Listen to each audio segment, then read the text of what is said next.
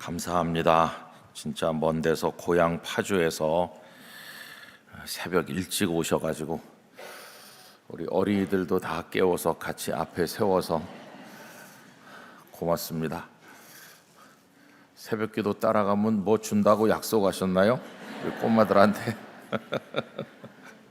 네. 너무나 감사합니다. 오늘 특세 마치는 날인데 30분 늦게 하니까 이제 오실 수 있는 분이 많아지죠. 버스도 이제 올 수 있고, 그래서 오늘 와주셔서 감사합니다. 또 우리 기도한 우리 학생은 이번에 고등부 이제 마치고 대학에 진학하는데 나중에 뭐 될지 아세요? 나중에 목사님 될 사람입니다. 그래서 벌써 지금 기독교 교육학과에 입학했는데 벌써 기도하는 게 이제 안수집사 되려고 하는 그 수준에 된 것 같아요, 그죠? 기도도 잘하고 이제 훌륭한 풍채 좋은 목사님이 될 것 같아요. 또 오늘도 이렇게 아침 식사를 제공해 주시는 집사님 가정이 계시고, 또 바깥에서 한 주간 내내 안내해 주신 분들, 또 식당에서 음식을 준비해 주시는 분들, 참 많은 분들이 수고하셨습니다. 그리고 새벽마다 이렇게 오신다고 우리 성도님들이 제일 많이 수고하셨고요. 무엇보다 이렇게 감사의 제목을 가지고 우리가 예배할 수 있도록 은혜를 주신 하늘의 하나님께 우리가 감사를 드립니다. 우리 하나님께 영광의 박수를 올려드리겠습니다. 할렐루야. 감사합니다.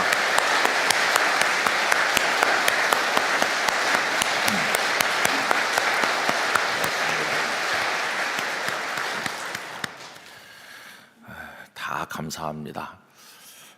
제가 이제 이렇게 찬양하고 들어간 다음에 우리 한번 박수 더 합시다 이렇게 했더니 어떤 교구에서 우리 때는 안 했는데 이렇게 하셨다고 그래요.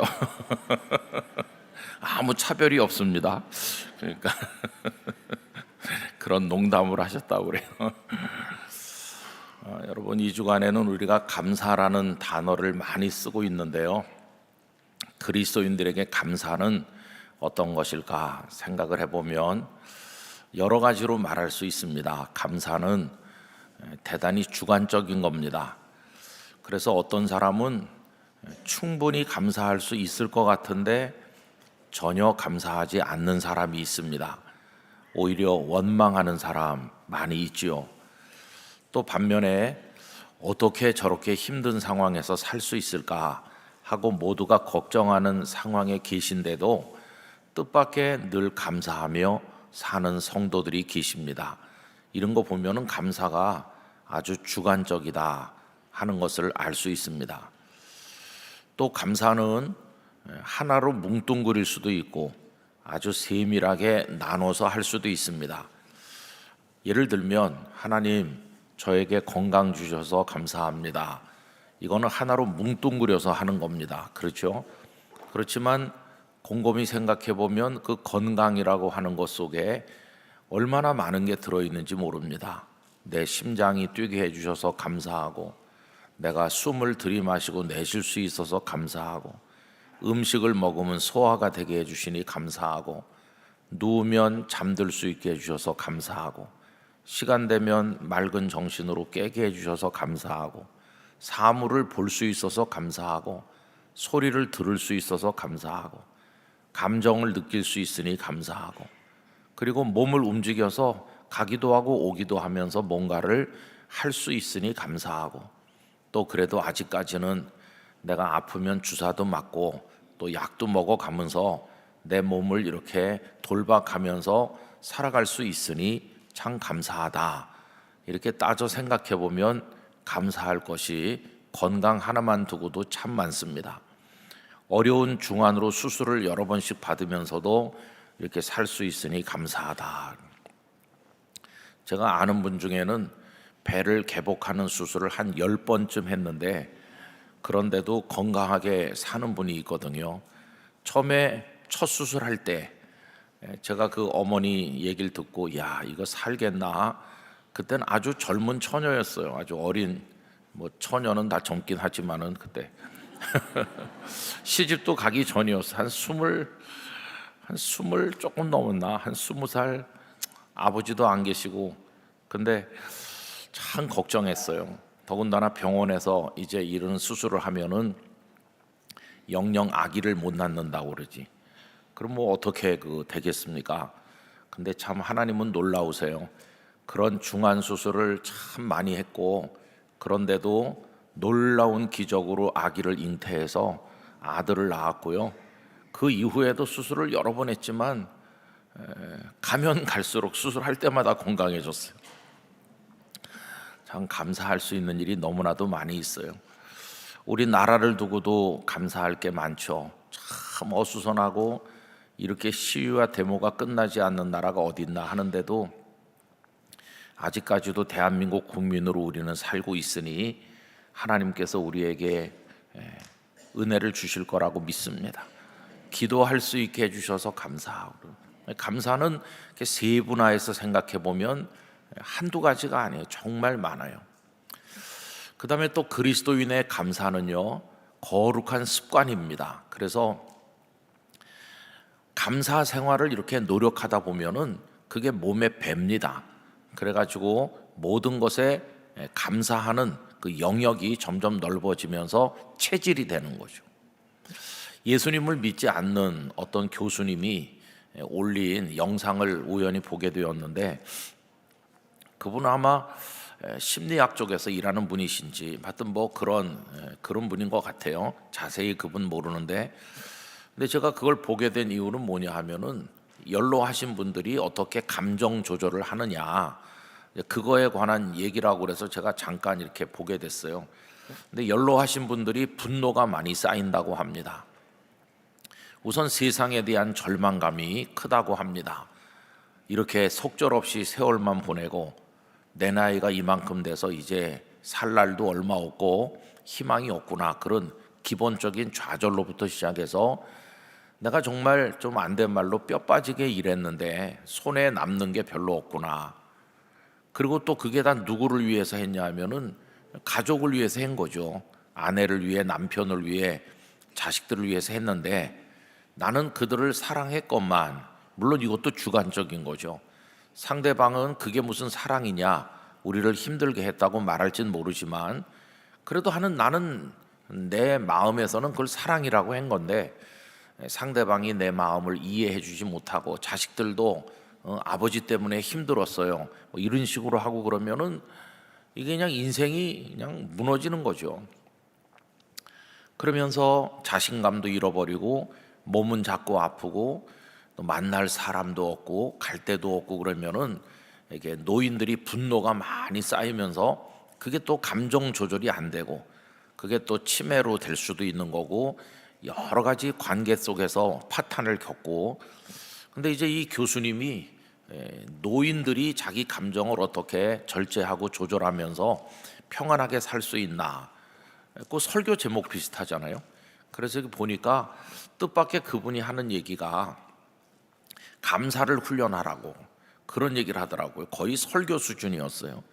근데 감사를 이렇게 하면은 그 옆에 있는 다른 것에 대해서도 감사하게 되고, 그래서 감사할 게 점점 늘어나다 보면은 어느새 삶 전체에 대해서 감사하게 되면서 감정이 순화되고 분노를 조절할 수 있게 되고 노후를 평안한 가운데 살 수 있게 된다, 뭐 그런 얘기를 써놨어요. 근데 우리 성경에서 이미 알고 있죠. 범사에 감사해라. 또 그 감사는 쉬지 않는 기도로 이어지는 것이고, 또 그게 항상 기뻐하는 것에 의해서 이끌림을 받는 거죠. 항상 기뻐하고 범사에 감사하고 쉬지 말고 기도하고. 여러분, 그게 감사가 우리에게 가져다주는 축복이라고 생각합니다. 또 감사라고 하는 것은 우리 성도들에게 어떤 의미가 있느냐 하면은 전체를 변화시키는 출발점과도 같다. 여러분, 믿음이 성장하기를 바라면서도 믿음이 성장되지 않는다고 참 안타까워하는 사람들이 많이 있습니다. 우리가 다 그렇죠. 그런데 믿음이 성장되기 위한 아주 초보적인 단계가 감사라는 것입니다. 하나님을 믿는 사람과 믿지 않는 사람의 가장 큰 차이점 중에 하나는 고난 중에도 감사할 수 있나, 바로 그거라고 합니다. 그래서 이제 감사가 가능해지면은 이제 그게 믿음이 성장하는 통로가 되는데, 감사는 마치 뭐와 같으냐 하면은 아주 좋은 안경을 하나 쓰는 것과 같다. 그래서 그거 쓰면 눈이 밝아지면서 안 보이던 것들이 보인다는 겁니다. 뭐가 보이냐면 은혜가 보이기 시작한대요. 여러분, 그 순서에 대해서 조금 의아할 수도 있어요. 은혜를 먼저 발견해야 그 다음에 감사할 것 같잖아요. 은혜가 먼저고 감사는 그 다음이다 이렇게 생각하는데, 뜻밖에도 감사하는 영적인 사람이 되고 나면 은혜가 자꾸 보인대요. 그거 참 놀라운 통찰력이라고 생각됐습니다. 은혜를 받거나 은혜를 발견해야 감사할 수 있는 게 아니고, 감사의 영이 우리에게 임하면은 안 보이던 은혜들도 보이기 시작한대요. 순서가 거꾸로인 거예요. 하나님, 저는 받은 은혜가 없어서 감사할 것도 없어요. 대개 그렇게 생각하는데, 하나님 나에게 감사의 영을 주셔서 감사하는 사람 되게 해주세요. 그래서 감사하는 사람이 되면은 곳곳에 은혜가 가득 차 있다는 게 보인대요. 이게 순서가 바꿔지는 거죠. 저는 우리 영락교회 성도 한 분 한 분이 하나님의 성령 안에서 감사의 영을 가지게 되시길 바랍니다. 그러면 곳곳에 하나님의 은혜가 가득 차 있다는 게 눈에 더 선명하게, 마치 좋은 렌즈를 낀 것처럼 안 보이던 은혜가 보이기 시작할 것이에요. 그래서 감사 생활은 성도의 믿음이 성장하기 위한 가장 첫 단계이면서 동시에 또 그것은 마지막 단계다. 존 파이퍼 목사님은 기독교 신앙의 본질은 기쁨에 있다고 얘기하면서, 그럼 기쁘다고 하는 게 표현되는 방법이 뭐가 있을까? 그럼 궁극적으로는 감사라고 얘기하는 거죠. 내가 기쁘다, 그걸 어떻게 표현해요? 하나님 감사합니다.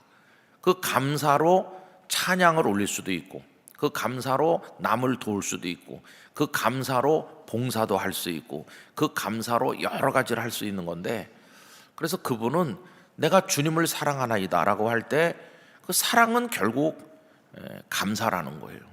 감사가 없는 사랑은 가짜다. 난 당신을 뜨겁게 사랑해. 그런데 당신한테 감사하진 않아. 이거는 거짓이라는 것이.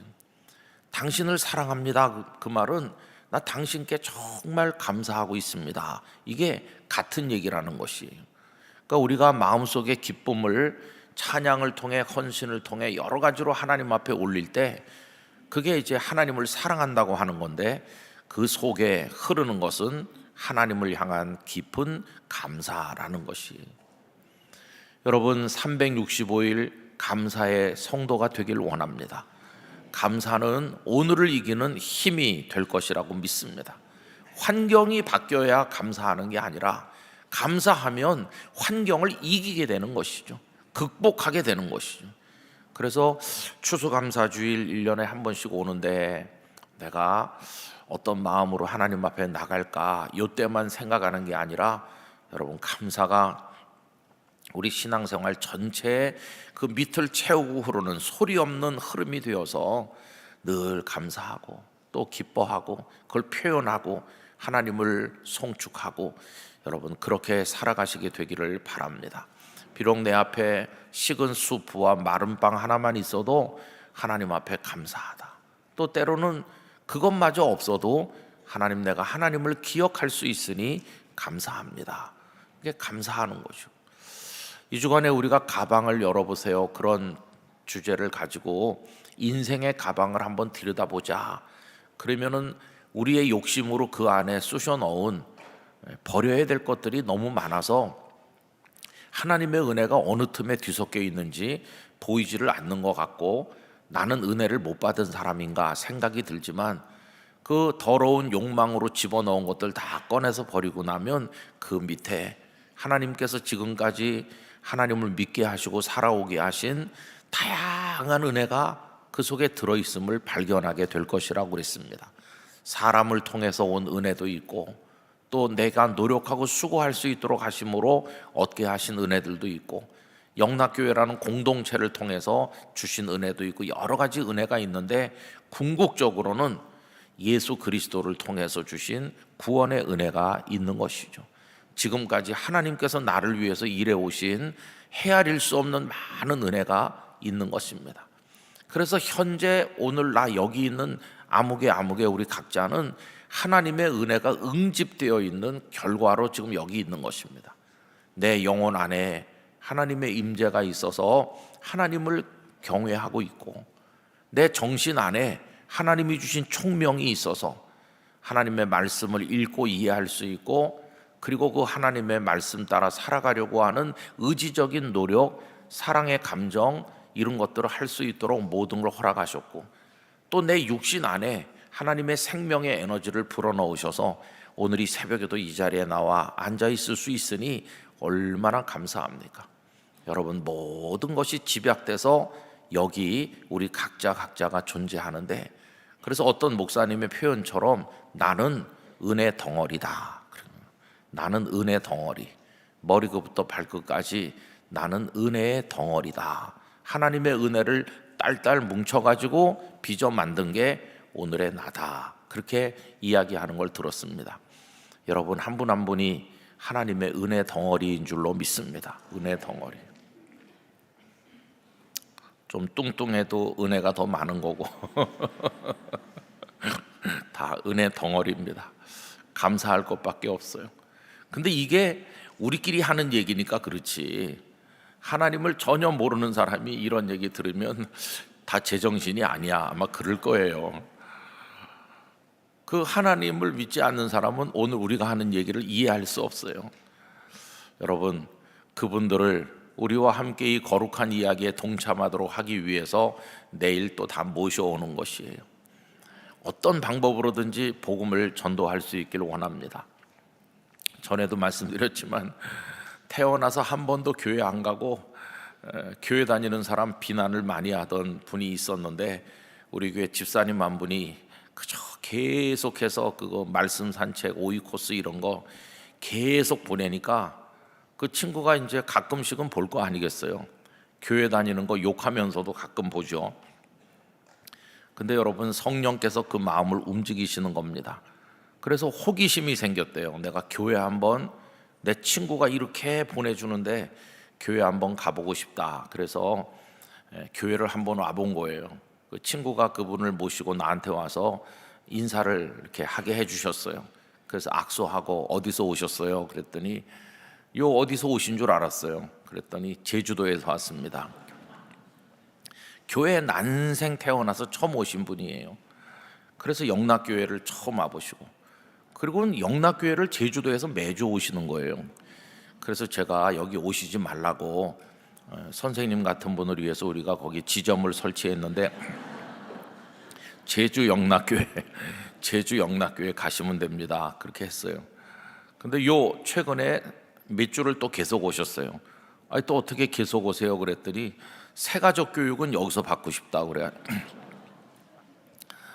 제가 참 하나님의 복음을 전도하는 것은 또 그렇게 계속 영상을 보내가지고, 근데 엊그저께도 우리 교회 은퇴 장로님 한 분을 만났더니 목사님 어쩌면 시간 한번 내주셔야 될 것 같아요. 그래서 왜 그러냐 그러니까 거의 정말 거칠고 교회 안 다니는 어떤 분이 있는데 계속 그 영상을 또 우리 교회 새벽기도 뭐 이런 거 말씀 산책 이런 거 보냈더니 그분이 또 마음이 이렇게 젖어든대요.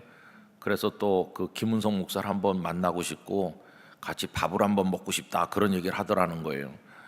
그래서 어쩌면 전화가 오면 그분이 전도될지도 모릅니다. 또 전도되면, 그러니까 여러분, 오늘 우리가 하는 이런 얘기를 이해하지 못하는 사람이 세상에 너무너무 많거든요. 그분들이 거룩한 축복의 대화 속에 들어와서 하나님의 자녀가 되도록 돕는 일이, 그게 전도하는 것이에요.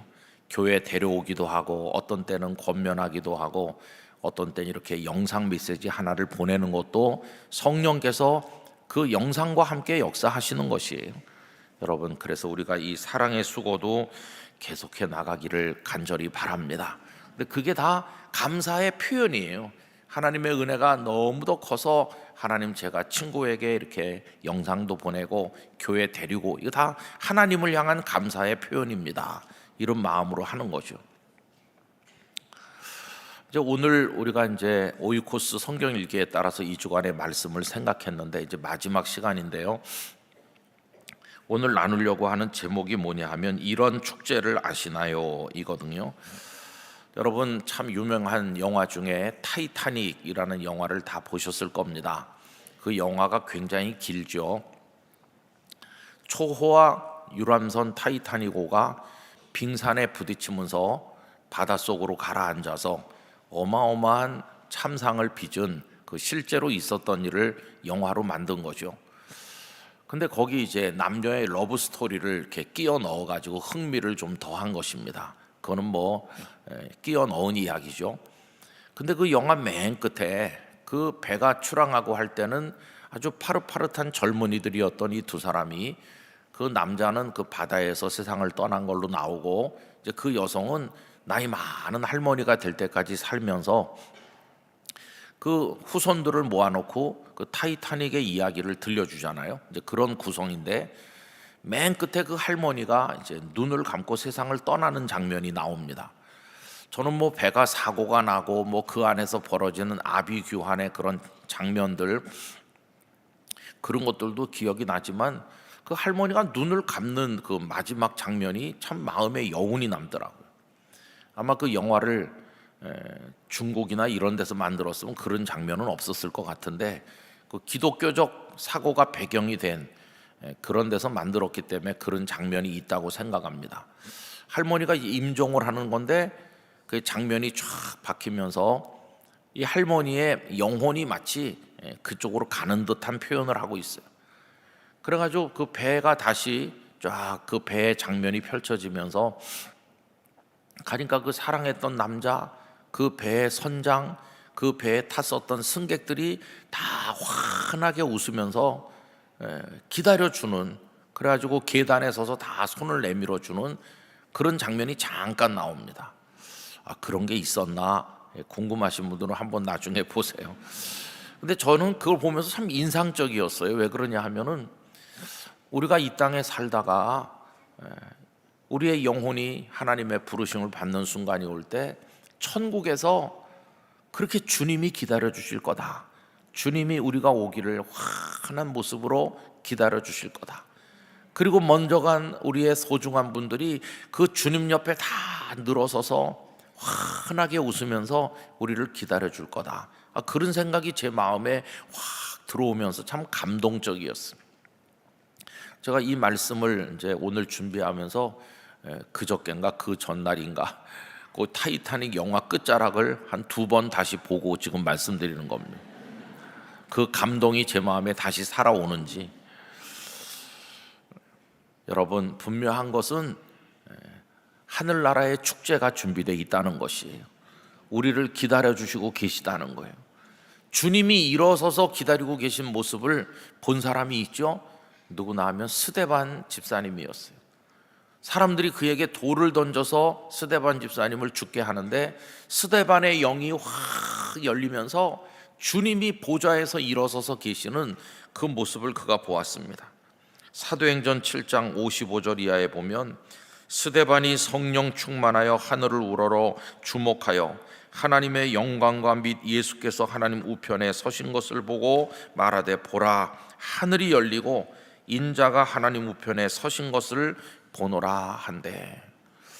이 대목을 제일 잘 설명한 분 중에 한 분이 이중표 목사님이라고 생각합니다. 이중표 목사님은 이 말씀을 너무너무 사랑해서 순교자 스데반을 흠모했고, 그래서 그 분당에 한신교회 예배당을 지으면서도 그 교회 이름이 스테파노스 면류관 교회가 되기를 기도했다고 그런 얘기하는 걸 들었습니다. 근데 그때 주님이 왜 보좌에 앉아 계시지 않고 일어섰을까? 내 사랑하는 종이 내게로 오는구나. 내가 앉아서 영접할 수 없지.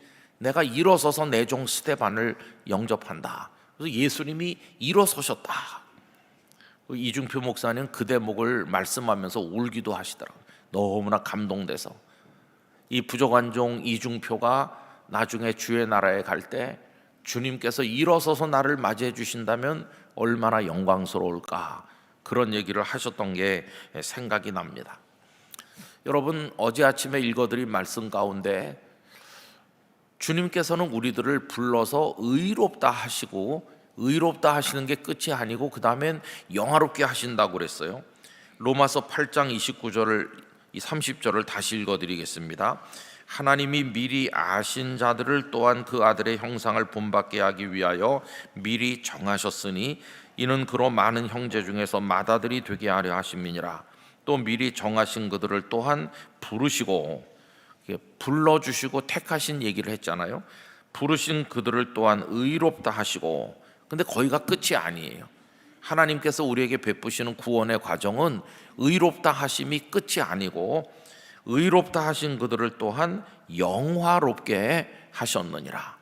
우리를 하나님의 영광에 참여하도록 만드시는 게 그게 마지막이에요. 하나님의 영광에 참여하게 하신다. 그게 하늘나라의 축제에 우리를 참여하게 하시는 것이라고 믿습니다. 그 하늘나라의 축제의 정체는 뭐냐 하면 요한계시록은 그것을 어린 양의 혼인잔치다 그렇게 이야기하고 있는 것이죠. 천상에서 우리 어린 양 대신 우리의 영원한 신랑 대신 주님의 혼인잔치가 열리게 될 때 그때 우리가 다 빛나는 세마포를 입고 그 혼인잔치에 참여한다. 여러분 요한계시록 19장 9절에 보면 천사가 내게 말하기를 기록하라. 어린 양의 혼인잔치에 청함을 받은 자들은 복이 있도다 하고, 우리 영락교회 모든 성도들이 어린 양의 혼인잔치에 하늘나라의 그 잔치에 청함을 받은 성도가 이미 된 줄로 믿습니다. 우리 다 주님의 나라에 들어갈 사람이에요. 그 영광의 나라에 참여할 것이에요. 그래서 하나님을 영원토록 찬송하게 될 것입니다. 그 노래하는 걸 이렇게 표현했어요. 14장 3절 요한계시록에 보면 그들이 보좌 앞과 네 생물과 장로들 앞에서 새 노래를 부르니 땅에서 속량함을 받은 14만 4천 밖에는 능히 이 노래를 배울 자가 없더라. 우린 다 거룩한 하늘나라의 찬양대가 되어서 하나님을 영원히 찬송하고 어린 양의 혼인잔치에서 축제를 즐길 사람들로 하나님의 은혜를 입었다 하는 것이죠. 여러분, 이게 장차 누리게 될 성도의 영광이에요. 오늘 본문으로 다시 돌아가 보시면 그게 2절에 나와 있어요. 2절. 또한 그로 말미암아 우리가 믿음으로 서 있는 이 은혜에 들어감을 얻었으며, 그 다음에 보면 하나님의 영광을 바라고 즐거워하느니라. 여러분, 하나님의 영광을 바라보며 즐거워하는 삶을 살아가시게 되기를 바랍니다. 이거는 그리스도인들이 예수님을 믿음으로 장차 누리게 될 하나님의 영광을 바라볼 뿐만 아니라 거기 참여하게 될 그걸 우리에게 말해주는 거죠. 그래서 하나님께서 우리에게 주신 은혜는 영원으로 이어지는 걸 알 수 있어요. 하나님의 영원한 세계에 들어가서 그 영원한 하나님의 잔치에 참여하고 하나님의 영광 속에 우리도 들어가게 되는 그런 은혜를 우리에게 주신 것이에요. 그러니 얼마나 하나님의 은혜가 크고 놀랐습니까? 자, 그러면 그건 미래적인 것인가? 당연히 미래적인 것이겠죠. 그러면 그 장차 거기서만 누리는 것인가? 아닙니다, 여러분. 그게 이 땅에서도 경험되는 거예요. 이 땅에서도. 그게 1절입니다. 오늘 본문 1절 다시 한번 다 같이 읽어보겠습니다.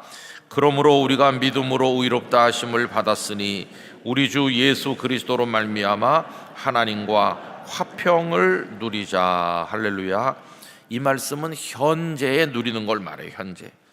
믿음으로 의롭다 하심을 받았기 때문에 우리 주 예수 그리스도로 말미암아 하나님과 이 땅에 사는 동안에도 현재도 화평을 누리게 된 것이에요. 이제는 하나님과 우리가 사랑하는 사이가 됐어요. 하나님은 우리의 아버지가 되시고 우리는 하나님의 자녀가 됐어요. 더 이상 하나님을 두려워하지 않아요. 하나님을 피해서 도망다니지 않아요. 이제는 하나님의 품에 안겨 사는 하나님의 아들과 딸이 됐어요. 하나님의 나라가 장차 완성될 것이고, 아까 말씀드린 것처럼 하늘의 축제에 우리가 참여하게 될 것이지만 하나님의 나라는 현재 여기서도 이미 이루어지고 있다고 하는 것이. 그래서 19세기 후반부에서 20세기 초에 사셨던 C.H. 나드라고 하는 신학자가 있었는데, 이분이 말한 소위 실현된 종말론이라는 게 있습니다. 종말이라고 하는 게 저 끝에서 장차 이루어질 미래적인 차원에만 있는 게 아니라 이미 여기서 이루어진 상태로 이어지고 있다. 다른 말로 말하면 하나님 나라가 이미 우리에게 임하여 있다는 것이. 여러분, 바리새인들이 와서 물어봤죠. 하나님의 나라가 어느 때 임하나이까? 그때 예수님 말씀하시기를 하나님 나라는 너희 안에 있느니라, 이미 존재하고 있다고 하셨어요. 또 마태복음 12장 28절에 내가 하나님의 성령을 힘입어 귀신을 쫓아내는 것이면 하나님의 나라가 이미 너희 안에 임하여 있다고 말씀하셨어요. 여러분, 하나님의 나라는 현재에 이루어져 있다 하는 사실을 알려주는 것이죠. 저는 이렇게 우리가 기도해야 된다고 생각합니다. 우리 영락교회 성도들이 직장에 가시든지 그 직장에서 하나님의 나라를 경험하시길 바랍니다. 여러분의 가정에서 하나님의 나라를 경험하시기 바랍니다. 직장과 가정이 모든 상태가 최상이기 때문이 아닙니다. 거기 걱정거리가 많고 살림살이가 비난하기도 하고 아프기도 하고 회사 일이 꼬이기도 하고 위기도 맞이하고 어려운 일이 있음에도 불구하고 그 현장이 하나님께서 함께 계시는 하나님의 나라가 되는 것을 경험해야 된다는 말입니다. 그래서 하나님은 장차 우리와 함께 하실 하나님이 아니시고 현재 우리와 함께 하신다. 그래서 천국은 미래의 것이며 동시에 실현되어서 오늘 내 안에 내 주위에 나를 에워싸고 충만하게 임하여 있다.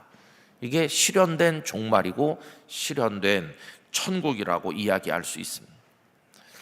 그래서 여러분, 전에도 자주 말씀드린 것처럼 보잘것없는 모습으로 수도원에 들어가서 부엌대기를 하고 허드렛 일을 하던 로렌스 형제가 마지막엔 수도원의 원장으로 모든 사람에 의해 추대받게 된 이유가 뭡니까? 배운 것도 없고 몸도 온전치 않고 볼 게 없는 사람이었지만은 그의 얼굴에 하나님과 함께하는 빛이 나고, 그는 부엌에서 찌꺼기를 버리고 허드렛 일을 했지만 그 부엌을 청소하고 그 바닥에 엎드리면 나의 부엌이 하나님의 성소가 된다. 내가 엎드려 있는 부엌 바닥에서 하나님의 강력한 임재를 내가 경험한다. 그리고 내가 하는 허드렛 일이 다 거룩한 주님의 일로 승화되는 것을 느낀다. 동료들을 위해서 계란 후라이를 할 때 그게 거룩한 주의 일이고, 쓰레기를 정리해서 버릴 때 그게 다 주님의 일이고, 나를 통해 이루시는 모든 일이 다 주님의 일이고, 하나님의 영의 임재는 언제나 나와 충만하게 함께 하신다.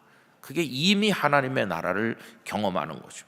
그래서 그걸 오늘 본문 1절에서는 하나님과 화평을 누리자 그렇게 말했어요. 여러분, 본래 우리는 하나님과 화평을 누릴 수 없는 존재죠. 왜 그러냐 하면은 죄인이기 때문에 하나님 앞에 있을 수가 없고 도망쳐야 되는 존재죠. 그런데 우리의 죄를, 허물을 예수님의 십자가로 다 해결해 주셨고 용서하셨고 이리 가까이 오너라 우리를 품에 안아주셔서 이젠 사망 권세를 이기고 마귀의 자식이 아닌 하나님의 자녀가 됐기 때문에 하나님의 품에 안겨서 하나님과 화평을 누리게 된 것입니다. 그래서 언제 어느 때나 하나님을 아버지라고 부를 수 있게 된 것이, 이게 궁극적인 성도가 누리는 은혜입니다. 여러분, 어느 때든지 여러분이 계신 곳에서 하나님을 부르시기 바랍니다. 아버지 하나님, 저 여기 있습니다. 나 너 다 알아.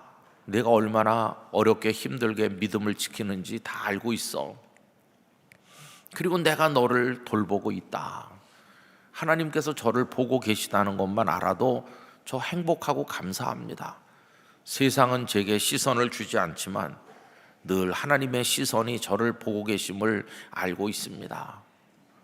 그러다가 영원한 생명의 나라가 저에게 주어질 걸 믿고 그 나라를 늘 바라봅니다. 아버지 하나님이 계셔서 세상 사람들이 나에게 등을 돌려도 외롭지 않고 어려운 일이 있어도 저는 찬송할 수 있습니다. 하나님 감사합니다. 하나님과 우리 사이에 거리낌이 없고 숨길 것도 없고 모든 게 하나님께 맡겨진 상태고 하나님 다 알고 계시고, 그러다가 하나님께서 우리를 부르시면 그 아름다운 세마포를 입고 하늘의 찬양대가 되어서 어린 양의 혼인잔치에 들어갈 겁니다. 이런 축제가 우리를 위해서 준비되고 있다는 사실을 우리는 알아야 될 것입니다. 그런 은혜를 이미 우리의 가방 안에 하나님은 넣어주신 것입니다. 그 티켓을 이미 넣어주셨어요. 그 은혜를 이미 허락하여 주셨어요. 그래서 우리에게 남아있는 것은 감사할 조건만 남아있다는 걸 알 수 있어요. 여러분, 우리는 열이면 10명 다 다르듯이 우리 성도님들도 형편과 처지가 다 다르고 지금 삶의 모습이 다 다릅니다. 믿음의 모습도 다 다를 것입니다. 그러나 적어도 내일 우리가 추수감사주일 예배로 나올 때는 넘치는 감사로 마음의 정성을 다해 하나님을 송축하며 이 자리에 모이게 되기를 원합니다. 오늘은 돌아가셔서 가족들에게 이야기하시기 바랍니다. 우리 가정에 주신 은혜가 얼마나 큰가, 앉아서 좀 얘기해보자, 당신 좀 여기 앉아봐요, 그러면서 밥 먹자 이런 얘기만 하지 마시고 오늘은 조금 마음의 대화를 나눠보세요. 당신 나한테 시집 와서 또 장가 들어서 고생도 많이 했지만 오늘 여기까지 살아오는 동안에 참 하나님의 은혜가 크다. 아이들 옆에 있으면 참 감사하고 멀리 있어도 뭐 카톡이라도 보내서 너희들도 하나님의 은혜 감사해라 이렇게 하고, 그 자녀들도 고생하며 사는 자녀도 있을 텐데 그 속에서도 감사의 조건을 부모님이 일러주고, 또 자녀들도 감사합니다 어머니 아버지, 하나님께서 이런 부모님을 우리에게 주셔서 참 감사해요. 우리 손자 손녀들도 잘 크고 어렵지만 기쁨으로 살도록 하겠습니다 이러면서 그렇게 같이 대화하시고 기도하시고, 또 뭐 외국에 있든지 어디 있든지 너희들은 거기서 추수감사주일 하나님 앞에 온전한 감사를 드려라. 우리 가정에 내려주신 또 앞으로 허락해 주실 은혜를 생각하면서 우리 가정이 감사하는 가정이 되자. 오늘은 그런 대화들을 좀 나누시기를 바랍니다. 그리고 내일 우리의 경건하게 준비된 마음을 가지고 나와서 하나님 앞에 예배하는 겁니다. 어린 꼬마들도 다 준비시켜서 온 가족이 마음을 다한 감사를 하나님 앞에 올리고 눈물의 찬송을 올려드리고 기쁨으로 예배하는 그런 내일이 될 수 있기를 간절히 기원합니다. 이제 식당에 가셔서 또 귀한 가정에서 제공해 주는 아침을 나눌 때 그저 반갑게 인사하시고 모두를 축복하시고, 여러분 그런 하루로 오늘을 보내시기를 바라고, 주의 나라에 이르는 그날이 언제 오든지 이 땅에서도 하나님과 화평을 누리고 그 다음에 영원한 영광에 들어가는 영락교회 성도들 되시기를 간절히 축원합니다. 기도하겠습니다.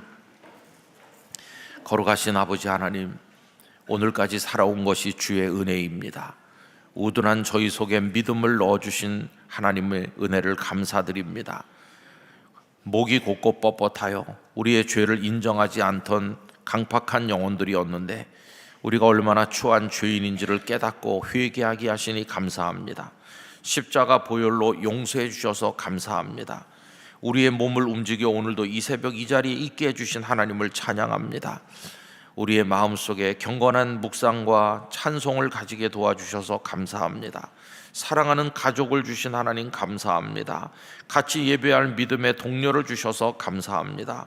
영락교회 성도가 되게 해주셔서 감사합니다.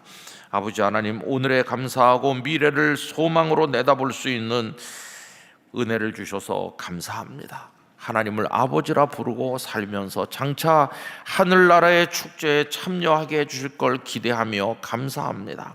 모든 것이 하나님의 은혜입니다. 아버지 하나님, 영광을 받으시옵소서.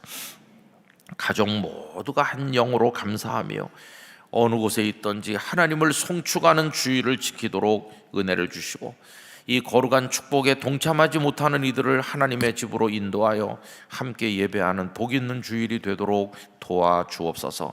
한 주간 동안 음식을 장만한 분들, 차량 안내하시고 주차 봉사하는 분들, 그리고 또 시간 찬양을 준비해서 올린 분들, 기도를 맡은 이들, 여기 나와 함께 예배한 모든 성도들, 병상에서 가정에서 영상으로 연결하여 하나님의 은혜를 곱씹어 본 모든 성도들 한 분 한 분 위에 하나님의 은혜와 만복을 내려 주시옵소서.